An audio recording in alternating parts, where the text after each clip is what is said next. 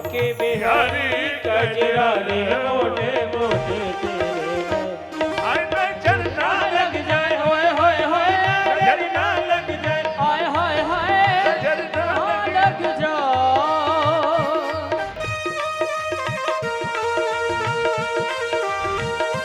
आनंद से भाव से सभी लोग आनंद लीजिए। हरि बोल।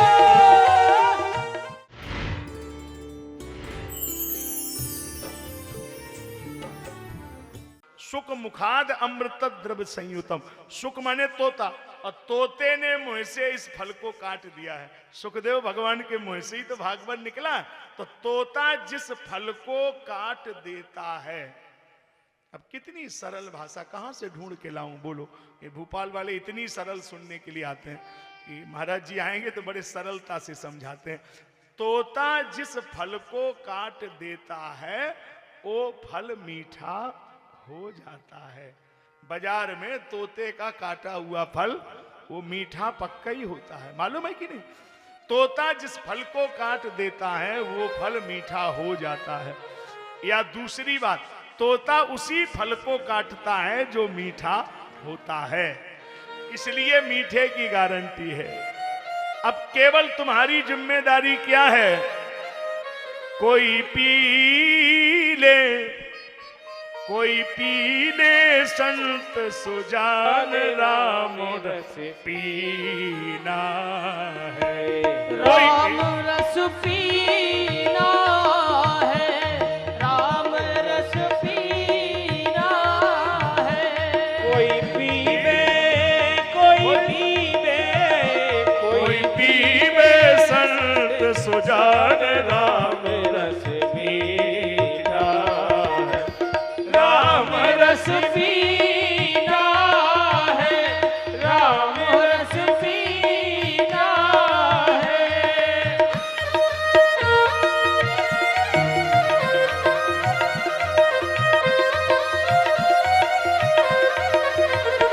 कोई पीवे रे, कोई पीवे रे, कोई पीवे संत सुजान राम रस पीना, राम रस पीना है, राम रस पीना है।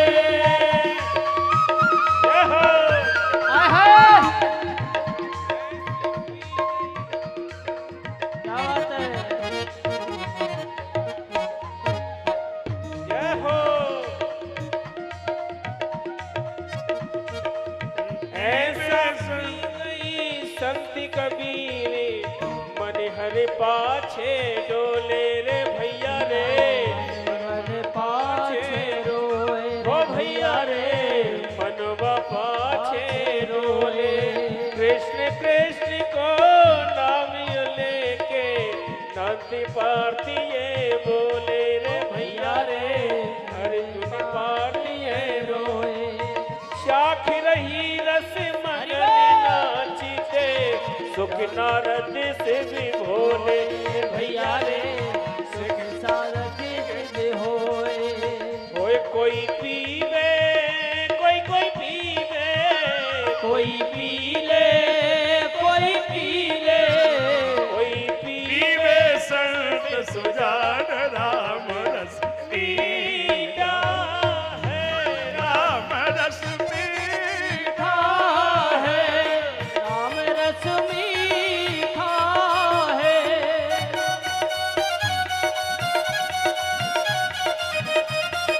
ओ, ओ, ओ, ओ, ओ,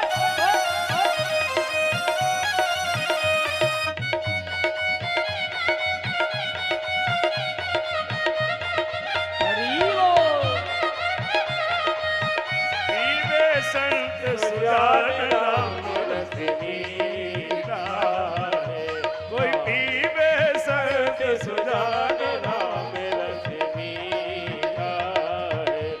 राम रस मीठा है, राम रस मीठा है। पिबत भागवतम रसमालयम मुहुरहो रसिका भुवि भावुका। यम प्रव्रजन्तु मनुपेतमुपैतु कृत्यम द्वैपायनो विरह का तर आजुहाव पुत्रेति तन्मयतया तरवो भिनेदु तम सर्वभूत हृदयम मुनिमानतोस्मि। 16 वर्ष के सुखदेव भगवान यम प्रव्रजंतु मनुपे तमुपैतु कृत्यम उपैतु कृत्यम यद हरेव ब्रजेत तद हरेव प्रव्रजेत। नालक छेदन संस्कार जिनका नहीं हुआ, अभी नारा भी लिपटा हुआ है शरीर में, और सुखदेव जी महाराज जैसी माता के गर्भ के बाहर आए तो 16 वर्ष के सुखदेव जी और जंगल की तरफ जा रहे हैं। अब पीछे पीछे कौन जा रहा है? उनके पिताजी वेदव्यास जी। ए बेटा तनिक हमें देखो, एक बार हमारी तरफ नजर मारो, बेटा हम तुम्हारे पिता हैं। रोते चले जा रहे हैं। अब बालक पीछे देख ही नहीं रहा है।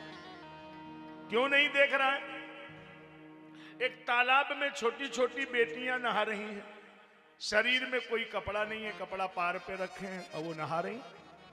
और सुखदेव भगवान जैसे ही वो निकले और वो ऐसे ही नहाती रही, कपड़े पहने ही नहीं।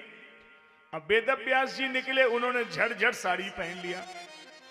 तो बहुत गुस्सा आया कि 16 वर्ष का जवान बालक निकल गया, अगर शर्म ही लगना चाहिए तो जवान बालक की लगना चाहिए, तो उसका तो शर्म किया नहीं। अब मैं तो बूढ़ा हूं, हमारी लज्जा शर्म क्यों? कन्याओं ने कहा व्यास जी मैंने आपकी पर्दा की है, आपके बालक की पर्दा नहीं की। तो बालक जवान है, मैं बूढ़ा हूं, पर्दा तो जवान की होनी चाहिए। कहा सुनिए, कारण सुनिए। तद्दीक्ष प्रक्षति मुनौ जगदुस्तवास्ति स्त्री पुंभिदा नतु सुतस्य विविक्त दृष्टे। स्त्री पुंभिदा नतु सुतस्य विविक्त दृष्टे। उत्तर बहुत अच्छा है, संस्कृत में नहीं समझ में आ रहा, हिंदी में बोलूंगा, हिंदी में सुनो। तद्वीक्ष प्रक्षति मुनौ जगदुस्तवास्ति स्त्री पुंभिदा नतु सुतस्य विविक्त दृष्टे। तुम्हारे बालक को यही पता नहीं है कि स्त्री और पुरुष में भेद क्या होता है, और जिसे स्त्री और पुरुष में भेद मालूम ना हो उसके सामने पर्दे की कोई जरूरत नहीं है। मैंने आपकी पर्दा की है चूंकि आपको भेद दिखाई दे रहा है कि ये स्त्री है ये पुरुष है, और तुम्हारे बच्चे को तो यही पता नहीं है कि स्त्री और पुरुष में भेद क्या होता है। तो इसको स्त्री पुरुष दिखाई नहीं देते। बोले नहीं, तो इसको क्या दिखाई देता है? बोले ना स्त्री ना पुरुष, इसे तो बस एक ही बात दिखाई देती है, सिया राम मैं सब जग जानी।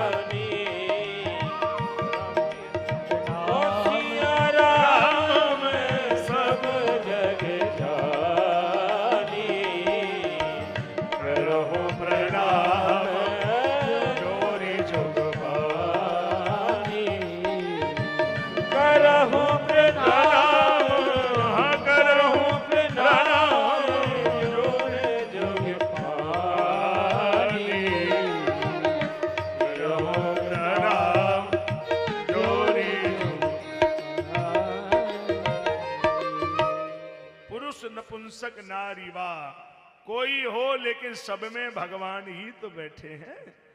इसलिए थोड़ी देर तो व्यास जी खड़े रहे, फिर थोड़ी देर में मोह उत्पन्न हो गया, फिर रोने लगे। ये मोह बड़ा विचित्र होता है। इसका शब्द है मोह। मुंह वही चित्ते धातु से मोह शब्द बनता है। चित्त की वृत्ति वेचित्त हो जाने का नाम मोह। अब देखा कि बट वृक्ष है और वहीं पर नारद जी महाराज प्रकट हो गए। व्यास जी महाराज क्या हाल चाल है? व्यास जी ने कहा कि बात मत करो, मैं बहुत ही उलझन में हूं। अच्छा क्या हो गया? 16 वर्ष का जवान बालक जीवन में एक बार हुआ और वो जंगल चला गया। लौट के पिताजी नहीं बोला, माताजी नहीं बोला, कितना अभागा आदमी हूं मैं। अरे तुम्हारा बेटा जंगल चला गया, ऐसे रो रहे हो? अरे हमसे पूछो क्यों? मेरी माताजी मर गई, मैं नहीं रोया। तुम्हारी माँ मर गई, हाँ नहीं रोए का नहीं रोए। तो क्यों नहीं रोए? कहा बात सीधी है, कैसा रोना यह क्यों रोना, यह तो मतलब का रोना है, क्या तुमको यह मालूम नहीं, यह हाल सभी का रोना ये कोई नई सूचना तो नहीं है कि हमारी मां मर गई, दुनिया में किसी की रहेगी। बैठी है दुनिया कमर कसे, चलने ही की तैयारी है, चल देता है वो बिना कहे, जिस दिन भी जिसकी वारी। ये तो संसार का नियम है। आज तक यहाँ कोई रहने रुकने की व्यवस्था नहीं है। जन्म लिया है तो मरना पड़ेगा। इतना सुंदर स्वच्छ नगर भोपाल, हम लोग कभी कभी गाड़ी में घूमते हैं, जाना पड़ता है कहीं, जगह जगह लिखा है यहाँ फूल पत्ती तोड़ना मना है, गाड़ी खड़ी करना मना है, यहाँ जूते चप्पल उतारना मना है, यहाँ लेटना मना है, यहाँ बैठना मना है। ईमानदारी से बोलना भोपाल वालों, कहीं ये लिखा है कि यहाँ मरना मना है?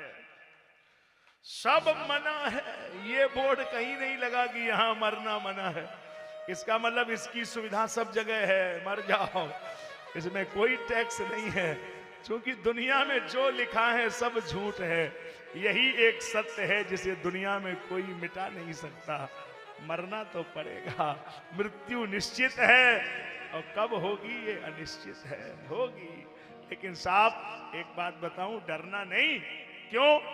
एक दिन जरूर होगी और पक्का होगी, तो फिर डरने की जरूरत ही नहीं। एक दिन जब निपटना ही है तो आज आ जाए कल आ जाए, फिर क्या किसी से डरना है ना।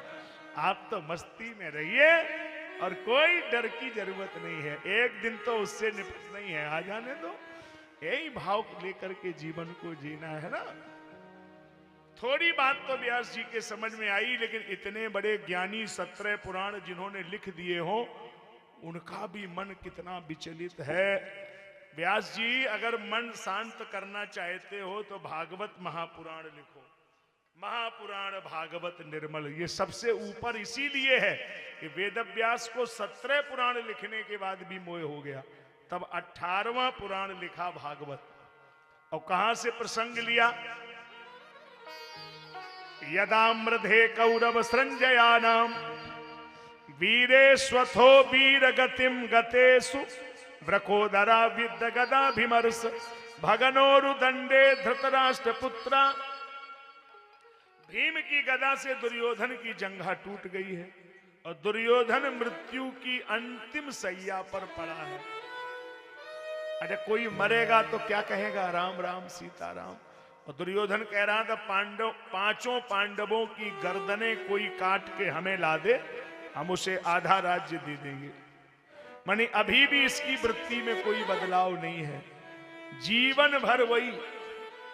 देखो सुना है आज महफिल में बड़ी रफ्ता गरी होगी और निकलेगा वही मुंह से जो दिल में भरी होगी। जिंदगी भर जब ये यही करता रहा तो आखिरी में भी यही कर रहा है। कोई पांचों पांडवों की गर्दनें हमें काट करके ला दे, हम उसे आधा राज्य दे देंगे।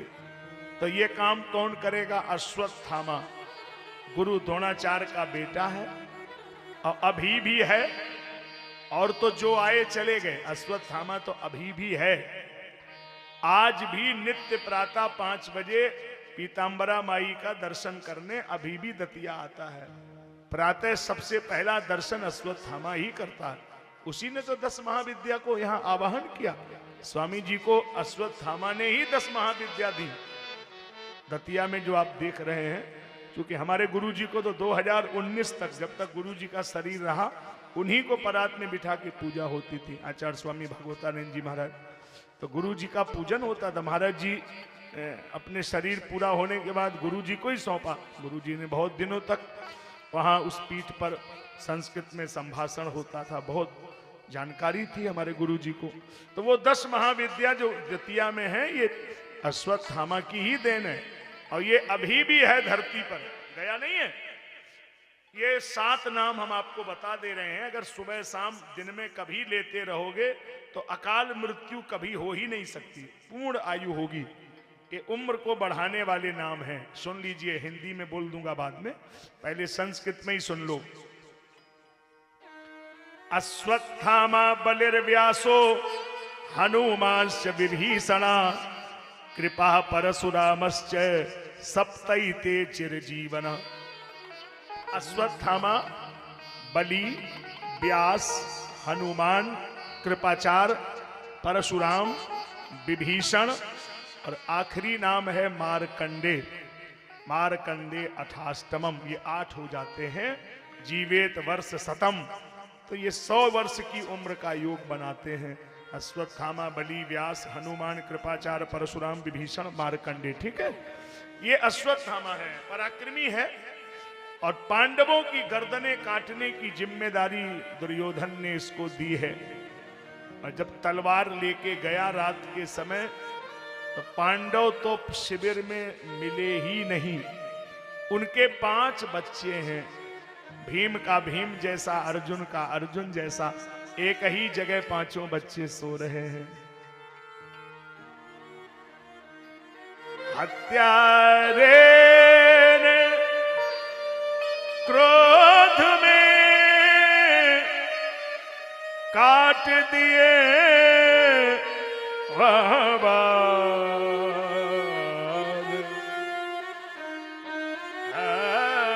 काट दिए वह बाल। 5 सोते हुए बच्चों की गर्दनें काट दी अश्वत्थामा ने। सोते ही रहे, गर्दनें अलग लेकर के भागा। ले दुर्योधन में 5 पांडवों की गर्दनें ले आया। दुर्योधन ने कहा भीम का सिर दो।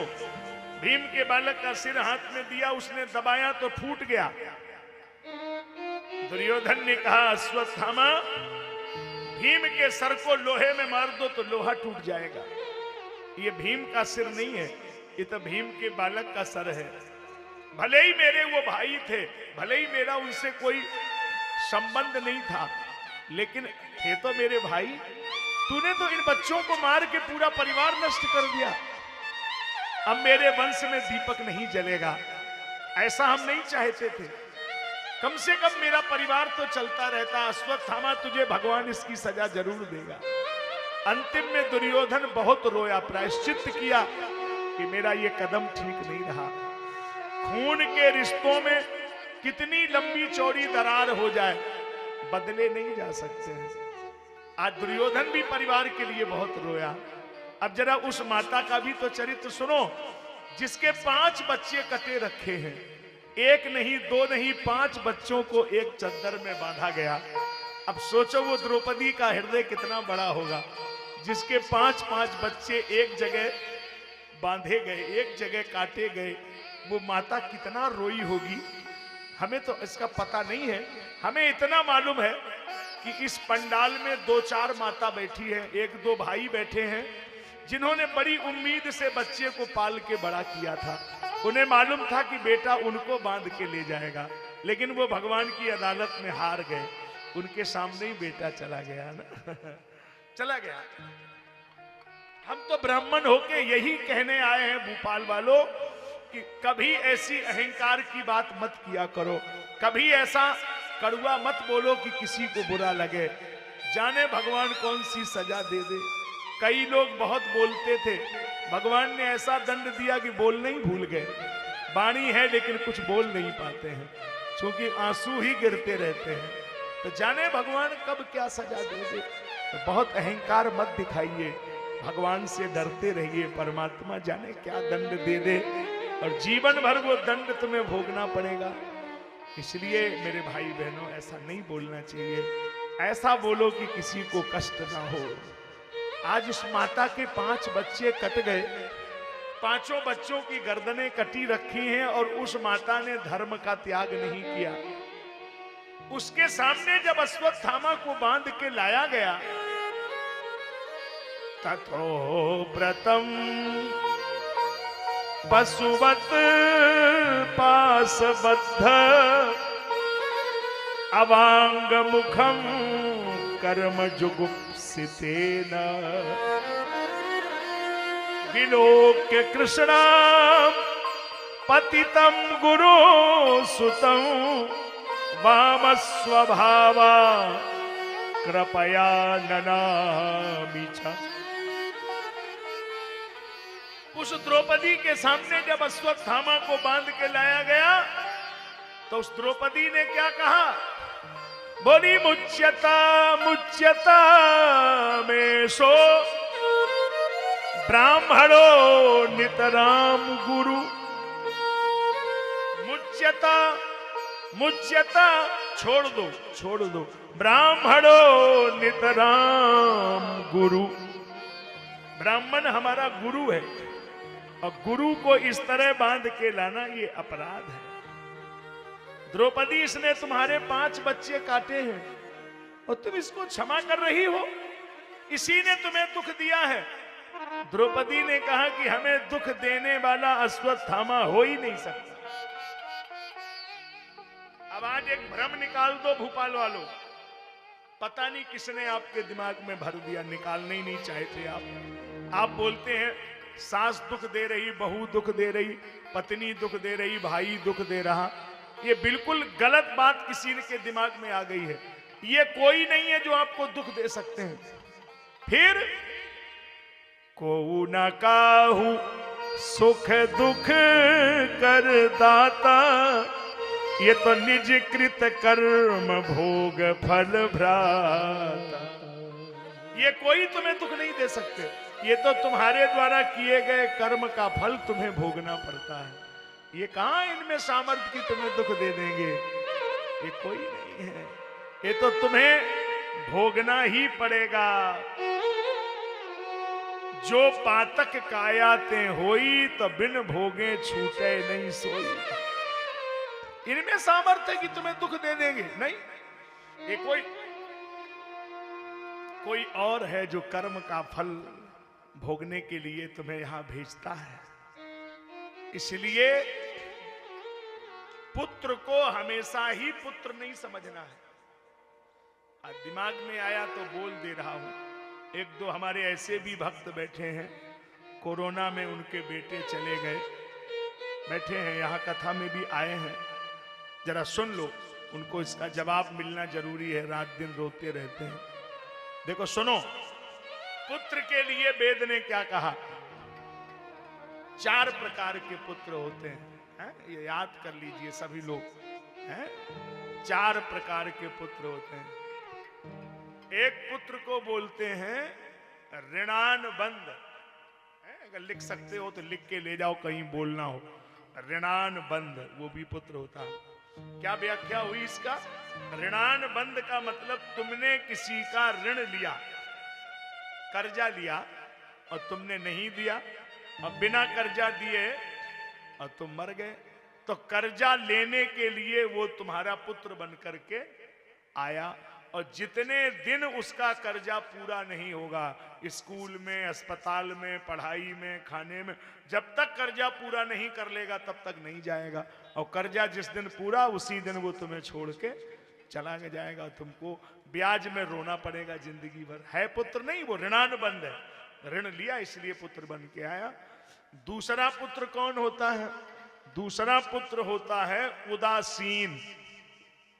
उदासीन का मतलब होता है कि ना अच्छे से मतलब ना बुरे से मतलब। पिताजी ने माताजी ने खाया कि नहीं खाया इससे भी कोई लेना देना नहीं, और उनको अपशब्द भी नहीं बोलेगा, ना अच्छा कहेगा ना बुरा करेगा, अपशब्द नहीं बोलेगा और ना उनको अच्छा बोलेगा, ना पांव दबाएगा ना अपमान करेगा। ये उदासीन होते हैं। तीसरा पुत्र होता है, ये पुराना शत्रु होता है। पुराने जन्म में आपका कोई शत्रु है, बदला नहीं ले पाया तो अगले जन्म में पुत्र बन के आया। वो पूरे जीवन माता पिता के सामने दुश्मन की तरह व्यवहार करता है।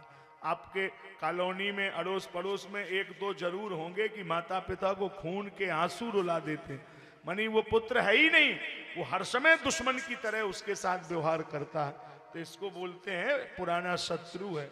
और चौथा पुत्र है, उसको बोला पुन्नाम नरकम त्रायते इति पुत्रा, जो आपका उद्धार करने के लिए ही बेटा बन के आया है। पुराने कर्म का जो संचित पुण्य है उससे वो तुम्हारा बेटा बना है। वो कौन है? वो वही है कि जिसको माता पिता के सामने भगवान भी छोटे लगते हैं। नित्य माता पिता की सेवा, नित्य उनकी आज्ञा पालन, सदा माता पिता की सेवा में लगा रहता है। अब वो सत्पुत्र यदि किसी के हुआ है तो समझ लो कि आपने बहुत अच्छे कर्म किए हैं, और सत्पुत्र नहीं है तो कर्म कहीं ना कहीं पिछला गड़बड़ है। यही तो है, इसलिए सबको थोड़ा ही पुत्र मिल जाता है। तो इसको बोलते हैं पुण्यम नरकम त्रायते इति पुत्रा, जो अपने पूर्वजों को इस नरक से छुटकारा दिला दे। कुलम पवित्रम जननी कृतार्था वसुंधरा सा बसती सधन्या।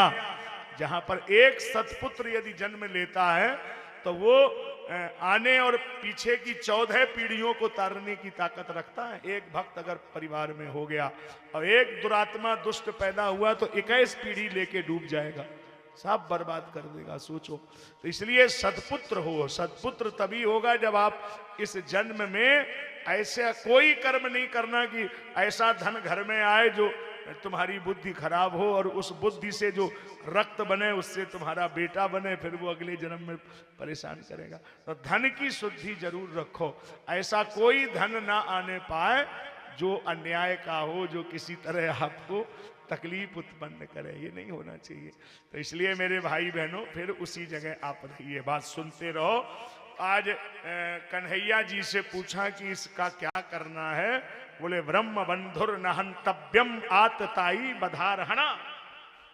ब्राह्मण को तो नहीं मारना चाहिए अर्जुन, लेकिन आतताई को छोड़ना नहीं चाहिए। तो बोले प्रभु ये ब्राह्मण भी है और आतताई भी है, इसके लिए आप दोनों बातें कह रहे हो। बोले अच्छा तो मारो लेकिन मरे ना। मारो मरे ना ऐसे कैसे मारो? बोले भले आदमी को कभी डंडे से नहीं मारा जाता है। फिर बोले भले आदमी को तो चौराहे पे 2-4 बातें कह दो बस मर गया, उसके लिए कोई डंडा की जरूरत थोड़ी। और बुरे आदमी को तो थाने में भी मारो नहीं सुधरेगा। भला आदमी तो भरे बाजार में 2-4 बातें आपने कह दी बस मर गया, उसके लिए बात ही मरना है ना।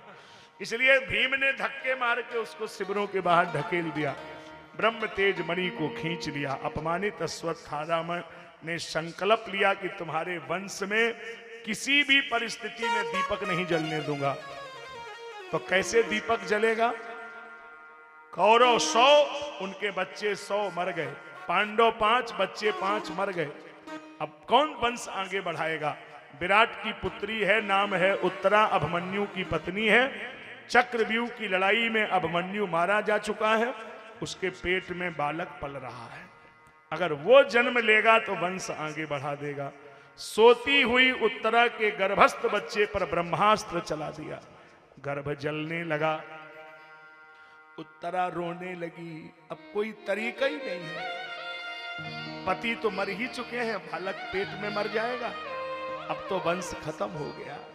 तो बुलाने लगी, गोविंद चले आओ, गोपाल चले आओ, गोविंद चले आओ,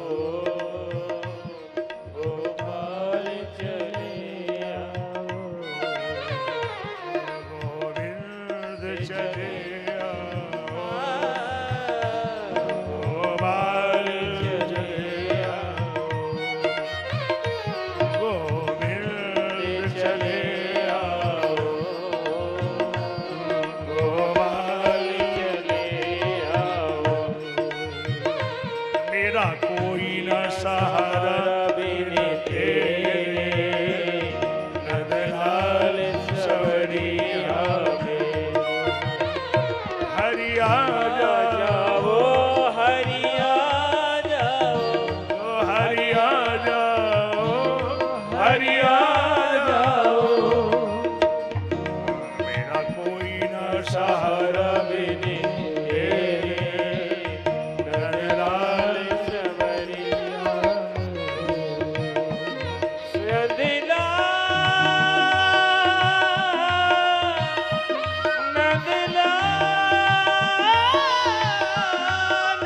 नंदलाल, मेरे सारे सहारे टूट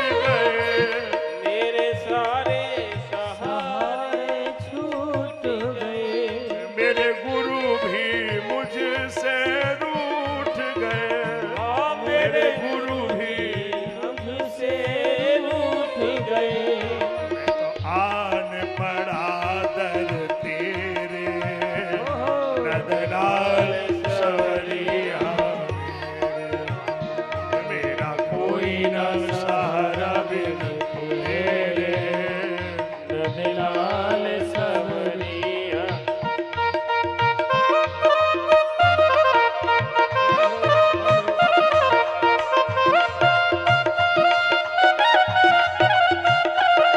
मेरा कोई न सहारा बिन तेरे नंदलाल सवरिया मेरे। मैं जाऊं कहाँ तेरे दर को छोड़ के, मेरे श्याम।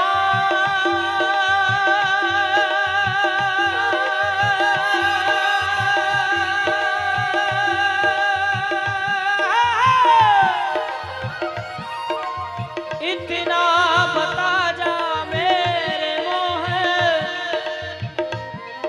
अब जाऊं कहाँ तुम छोड़ के।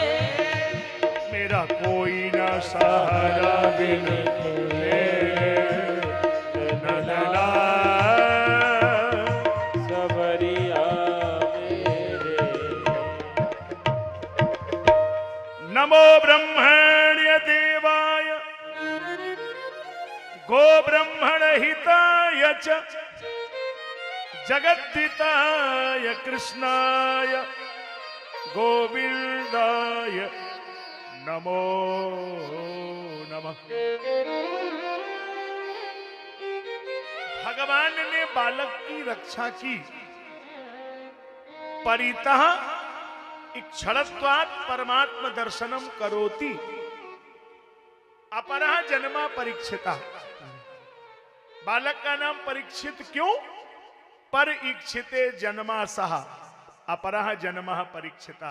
जो पराई इच्छा के कारण जन्म लेता है उसी जीव को परीक्षित बोलते हैं। इस बालक का नाम क्या रखा गया? पर इक्षित। कैसे इसकी व्याख्या करोगे?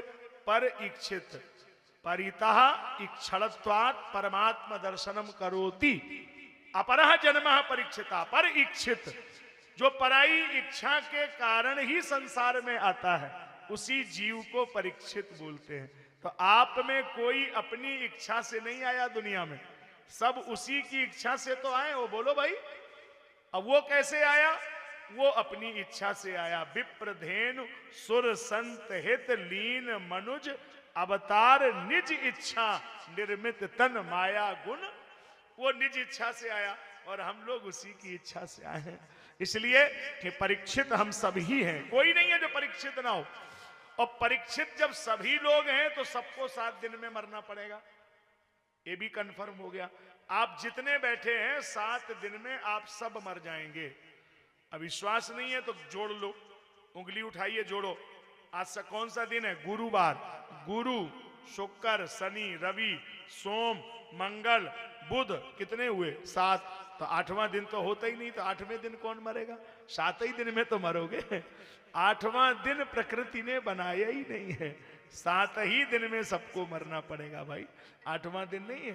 परीक्षित को भी 7 दिन में मरना है। तो कुंती बुआ से कन्हैया जी ने कहा कि देखो बालक ने जन्म ले लिया और अब हमें तो जाने की इजाजत दो, महाभारत पूरा हो गया। तो कुंती ने कहा कि हमें तो तुमने कुछ नहीं दिया, तो तुम तो मांग लो, मेरी बुआ हो। तो कहा कन्हैया पहले सोच लो कि मैं जो मांगू दोगे? हाँ मैं दूंगा, बोलो। तो अब भगवान भी नहीं सोच रहे थे कि बुआ ऐसा मांग लेगी। अब आप भी तो सुनो क्या मांगा, इसमें हाथ मत उठा देना, धोखे में भी गड़बड़ हो जाए, मैं जिम्मेदारी नहीं लेता। कुंती ने मांगा ऐसा दुनिया में कोई और नहीं मांग सकता। अब मांगना भी नहीं है किसी को, अकेली कुंती है दुनिया में जो ऐसा मांग रही है। क्या मांगा?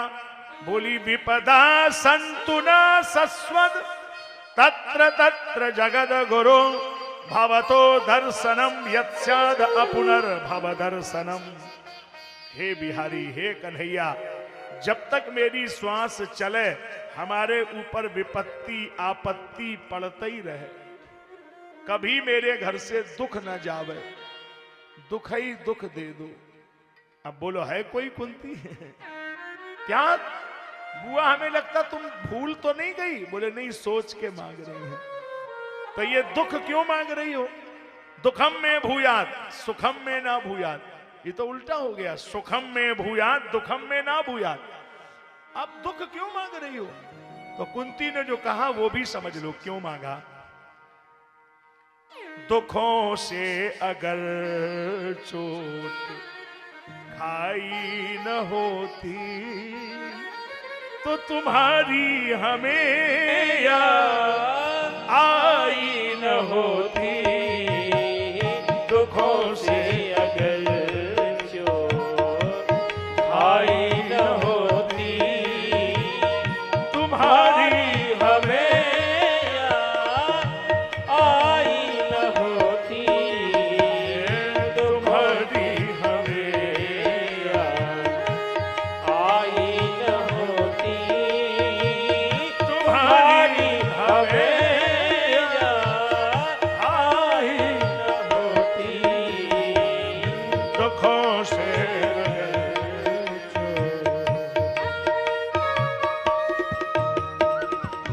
अगर नाथ देखोगे अब गुण हमारे तो हम कैसे भाव से लगेंगे किनारे।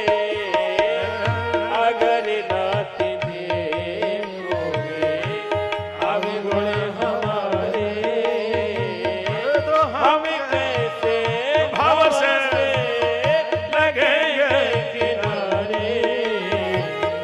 अगर रात देखोगे अवगुण हमारे तो हम कैसे भाव से लगेंगे किनारे।